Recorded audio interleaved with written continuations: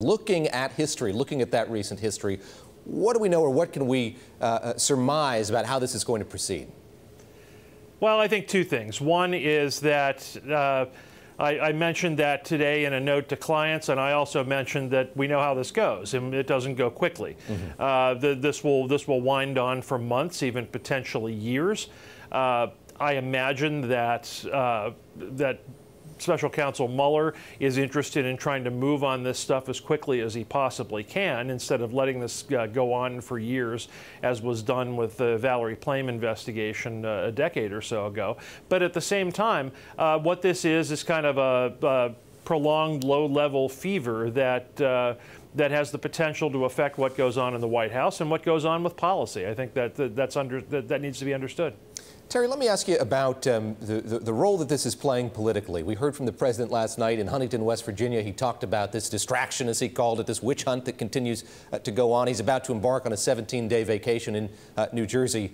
How heavily is this weighing on his ability to accomplish what he wants to accomplish in the White House? I think the way I would answer that, David, is in my experience, every president gets a lesson in the limits of presidential power, and I think the last 2 or 3 weeks for this president certainly constitutes a lesson like that. What you've seen here is whether it be elsewhere in the executive branch, including the military, whether it be Congress or elsewhere, what you've seen is the president being reminded that there are certain ways to do things, certain ways to accomplish policy. And that hems him in a little bit. But I think that it also would be incorrect to assume that this sort of distraction is automatically fatal to policy. You have, as I've pointed out on your air before, you have people like Gary Cohn and Steve Mnuchin spearheading tax reform. They're not touched by this at all, nor is much of the staff.